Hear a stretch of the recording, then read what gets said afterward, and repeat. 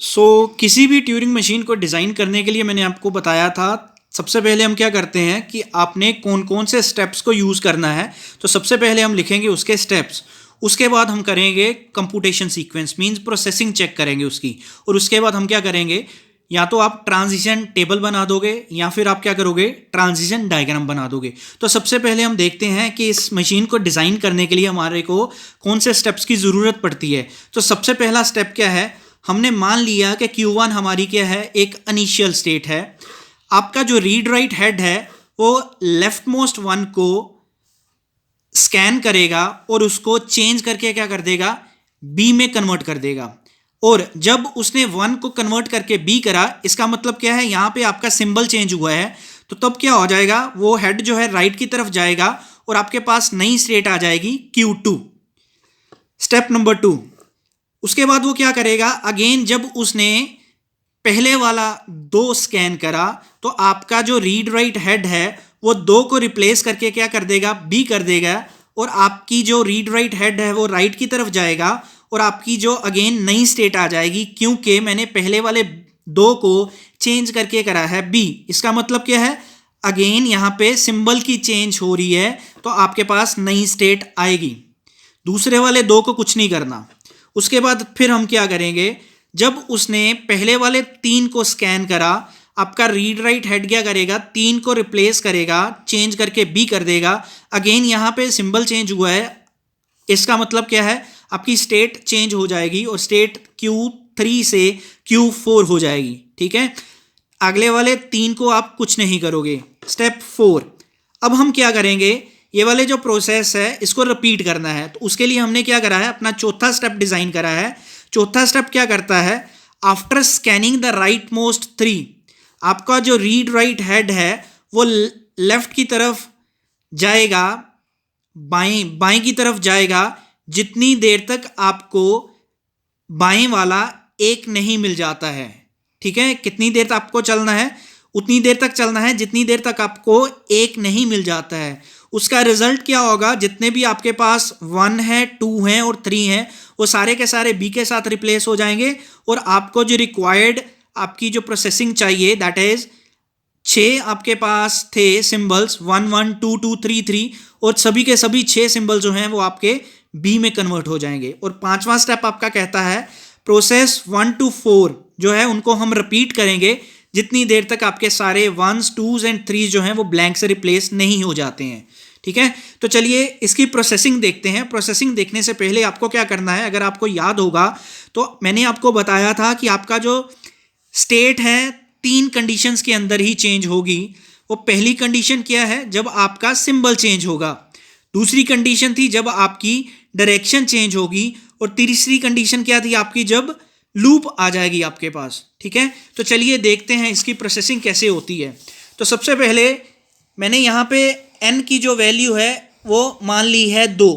ठीक है, तो अगर n की वैल्यू मैं 2 मानूंगा तो मेरी स्ट्रिंग क्या बन जाएगी, 1 1 2 2 3 3। तो सबसे पहले मैं स्टार्ट करता हूँ इनिशियल स्टेट से। वो मेरी इनिशियल स्टेट क्या है, Q1। तो Q1 जब पहले वाले 1 को स्कैन करेगी तो इसके लिए हमें मूव डिफाइन करनी पड़ेगी। तो क्योंकि मैं ये कॉन्सेप्ट कर रहा हूँ with the help of transition table, तो वहाँ पे आपको अल्फा बीटा गामा की वैल्यू बतानी पड़ेगी। तो मैं यहाँ पे बताता हूँ, ये वाला जो 1 है इसको हमने क्या करना है, बी में कन्वर्ट करना है। तो आपका जो अल्फा है वो हो जाएगा बी। उसके बाद बीटा आपका बताता था डायरेक्शन, मीन्स आप राइट में जा रहे हैं या लेफ्ट में जा रहे हैं। तो अभी तो हमने शुरू ही करा है तो हमने आगे की तरफ चलना है, तो डायरेक्शन क्या हो जाएगी आपकी, राइट। अब आपका जो सिंबल चेंज हो रहा है, पहले 1 था, 1 को मैं चेंज करके क्या कर रहा हूँ, बी कर रहा हूँ। इसका मतलब क्या है, आपकी जो स्टेट है वो नई स्टेट आ जाएगी, तो आपके पास क्या हो जाएगा, Q2 आ जाएगा। ठीक है, चलिए इसको देखते हैं कैसे होता है। तो यहाँ पे क्या आ जाएगा, ये वाला जो 1 है वो कन्वर्ट होके हो गया बी। हमको जाना है आगे की तरफ, तो आपकी जो स्टेट है वो हो जाएगी Q2, और बाद में क्या हो जाएगा 1 2 2 3 3। ठीक है, दोबारा से बता रहा हूँ क्या किया है मैंने। Q1 ने जब 1 को प्रोसेस करा है तो 1 जो है वो कन्वर्ट होके हो जाएगा बी। आपको जाना है, क्योंकि यहाँ पे सिंबल चेंज हुआ है, पहले 1 था अब बी हो गया है, उसकी वजह से हमने डायरेक्शन जो है हमारी स्टेट चेंज करी है, तो स्टेट नहीं आ गई आपके पास Q2। अब आपने दूसरे वाले 1 को कुछ नहीं करना है। अगर मैं इस वाले 1 को कुछ नहीं करूँगा तो मेरा सिंबल क्या रह जाएगा 1, डायरेक्शन सेम रहेगी, आगे की तरफ ही जाना है। अब यहाँ पे आपकी स्टेट चेंज नहीं होगी। स्टेट इसलिए चेंज नहीं हुई है क्योंकि मैंने यहाँ पे सिंबल नहीं चेंज करा है और पहले भी आर था अब भी आर है। तो इसको प्रोसेस करते हैं, क्या बन जाएगा B1 Q2 2 2 3 3। ठीक है, आगे चलेंगे। उसके बाद फिर हम करेंगे हमारा जो आईडी है इसको लिखेंगे। अब मैं क्या करूँगा, अब ये वाले Q2 ने इस 2 को प्रोसेस करना है, तो यहाँ पे Q2 है आपका, चलेगा बेटा स्टेप नंबर 2। ये आपको कहता था कि जब आपको पहला 2 मिलेगा तो वो क्या करेगा, B को 2 को रिप्लेस करके B बना देगा। तो हमने क्या करना है, पहले मूव डिफाइन करेंगे। अगेन यहाँ पे पहले वाला 2 मिला उसको, उसने इसको कन्वर्ट करा B के अंदर, जाना है हमको राइट की तरफ। और स्टेट, क्योंकि यहाँ पे आपका सिंबल चेंज होगा तो इसका मतलब है आपके पास नई स्टेट आ जाएगी। और नई स्टेट कौन सी है, Q3। तो मैं क्या करूँगा, इसको लिखूँगा B1B और नई स्टेट आ गई आपके पास Q3। आगे वाला 2 आया और आगे वाले दोनों 3 भी आ गए। अब हम क्या करेंगे, Q3 ने 2 को प्रोसेस करना है। ठीक है, तो अगेन ये वाला 2 है एज सच रहेगा क्योंकि दूसरे वाले 2 को कुछ नहीं करना है। डायरेक्शन फिर से रहेगी हमारी राइट और उसके बाद आ जाएगा हमारी, क्योंकि सिंबल भी चेंज नहीं हुआ है तो डायरेक्शन पहले भी आर था अब भी आर है, तो स्टेट इसलिए चेंज नहीं करेंगे। तो क्या बन जाएगा B1 B2, उसके बाद आ जाएगा आपके पास Q3 3 3। ठीक है, फिर हम चेंज करेंगे इसको, आगे वाली मूव को डिफाइन करेंगे। अब जब वो Q3 के अंदर था और उसको पहले वाला 3 मिला, अगेन ये पहले वाले 3 को कन्वर्ट करके हम करेंगे B, जाना अगेन आपको किधर है, R की तरफ जाना है। और क्योंकि ये सिंबल चेंज हो रहा है तो इसका मतलब क्या है, आपके पास नई स्टेट आ जाएगी। ठीक है, मैं आपको बता दूं कि ये वाली जो चीज़ें हैं, ये जो अल्फ़ा बीटा गामा है, ये हम खुद बना रहे हैं, ये आपको गिवन नहीं होगा।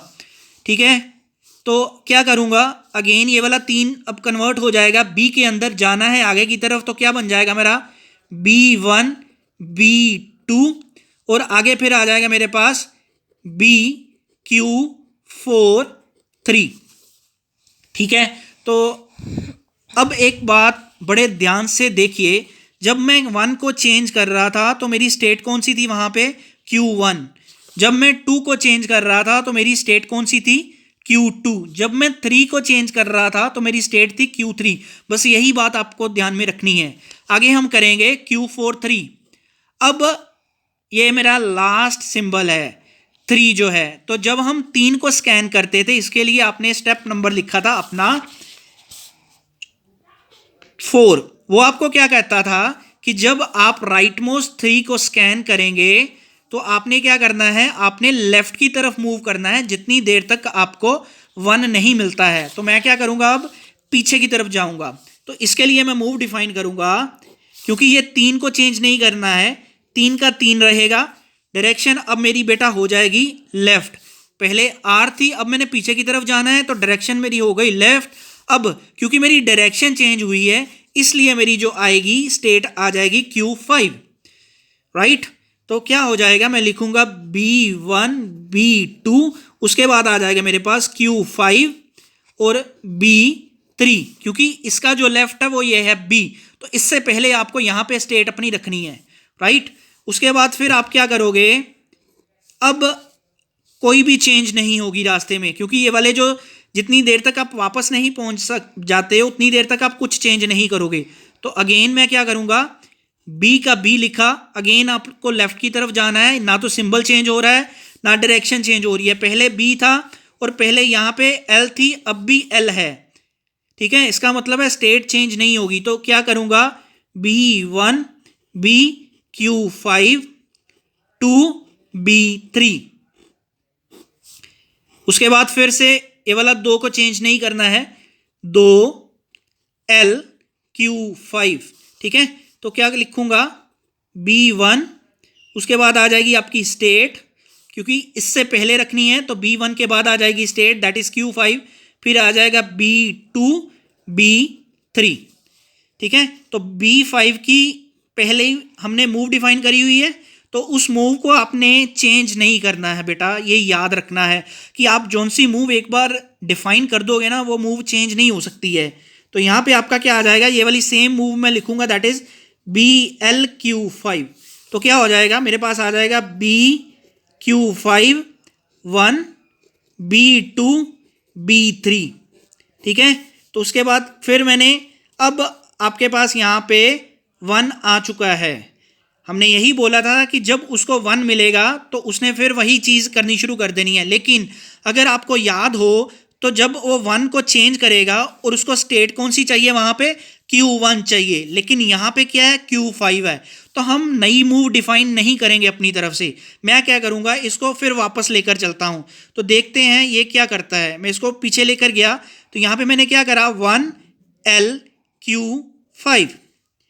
ठीक है, 1LQ5 करा, ये पीछे गया, मेरे पास क्या आ गया, Q5 B1 B2 B3। तो यहाँ पे क्या हो रहा है, अगेन अब इसको यहाँ पे चाहिए। अब Q5 की पहले से मूव हमारे पास डिफाइंड थी, वो क्या थी, BLQ5। इसका मतलब क्या है, यहाँ पे ये वाली मूव मेरे को चलानी पड़ेगी। ठीक है, तो जब ये वाली मूव मैं चलाऊंगा तो क्या हो जाएगा, BLQ5। इसका मतलब क्या है कि इससे पहले कोई सिंबल नहीं है। इसका मतलब क्या है, मैं यहाँ पे एक B इंसर्ट करूँगा। मैंने यहाँ पे अपनी तरफ से एक B इंसर्ट करा, तो उससे क्या होगा, अब मेरे पास क्या हो गया, Q5 BB1 B2 B3। तो ये क्या हो गया, दोबारा से फिर मेरे को वही मूव चलानी पड़ी। इसका मतलब क्या है बेटा, मैं इनफाइनाइट लूप के अंदर फंस चुका हूँ। इसका मतलब क्या है, मैं इनफाइनाइट लूप के अंदर फंस चुका हूँ। ठीक है, अब इसको कैसे करेंगे, आप ये वाला स्टेप नहीं करोगे, ये भी नहीं करोगे, ये भी नहीं करोगे। अब जब आप इनफाइनाइट लूप में फंस जाते हो तो मैं क्या करने जा रहा हूँ, ध्यान से देखना। यहाँ से इसके बाद हम क्या करेंगे, नया स्टेप डिज़ाइन करा है जो कि सीधा इसके बाद आ जाएगा। मैं क्या करूँगा बेटा, जब मैंने Q5 को 1 के ऊपर प्रोसेस करा था तो मैंने क्या लिखा, यहाँ पे 1 जाना आपको L की तरफ है, स्टेट को आपको चेंज करके लिख देना है Q6। ये क्यों करा, क्योंकि आप ये वाली कंडीशन में ना फंस जाओ। ठीक है, तो मैंने क्या करा, क्योंकि मैं इनफाइनाइट लूप के अंदर फंस गया था, मैंने नई स्टेट लिखी, ना सिंबल चेंज हुआ ना डायरेक्शन चेंज हुई, लेकिन स्टेट मेरी फिर भी चेंज हो रही है क्योंकि मैं इनफाइनाइट लूप में फंस चुका हूँ। ठीक है, तो क्या लिखूंगा, अब मैं लिखूंगा Q6 B1 B2 B3। ठीक है जी, अब हमने क्या करना है, Q6B। अब जब इसको स्कैन करोगे तो हम क्या करेंगे, सिंबल चेंज नहीं होगा, सिंबल B का B रहेगा। ठीक है, लेकिन डायरेक्शन अब जाना आपको फिर राइट की तरफ है, क्योंकि बाकी वाले सिंबल को भी हम स्कैन करेंगे। तो यहाँ पे क्या लिख दूंगा मैं, BR। अब यहाँ पे जब R लिखा तो इसका मतलब क्या है बेटा, आपकी स्टेट चेंज होगी। तो अब यहाँ पे मैं दोबारा से फिर लेकर आऊंगा Q1 को, मैं दोबारा से फिर लेकर आऊंगा Q1। क्यों दोबारा Q1 लिखकर आऊंगा, मैं अभी बताता हूं। यहां पे आ गया BQ1 1 B2 B3।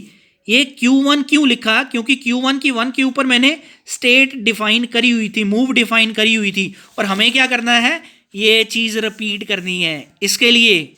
ठीक है, यहाँ पे अब मेरे को दोबारा से नई स्टेट नहीं लिखनी है, वही मूव डिफाइन करी। तो Q1 की 1 के ऊपर मैंने मूव डिफाइन करी हुई थी BRQ2, तो उसको यूज करूंगा मैं BRQ2। तो क्या बन जाएगा, BQ2 B2 B3। ठीक है, अब ये वाला B चेंज नहीं करेंगे, B का B रहेगा, R का R रहेगा, स्टेट भी हमारी Q2 ही रहेगी। तो क्या हो जाएगा, आगे आ जाएगा मेरे पास 1 2 3 B's, फिर आया Q2 2 B3। ठीक है, अगर आपको याद होगा तो Q2 की 2 के ऊपर मूव डिफाइन थी हमारे पास, वो थी हमारे पास ये वाली।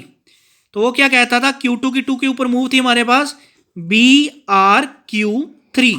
ठीक है जी, तो क्या करूंगा, ये वाला B चेंज हुआ है तो इसलिए हमें स्टेट चेंज करनी पड़ेगी, क्योंकि 2 जो है वो बी में कन्वर्ट हो रहा है। तो यहाँ पे आपके पास आ जाएंगे 4 बार बी, उसके बाद आपके पास आया Q3, फिर आया बी, फिर आया आपके पास 3।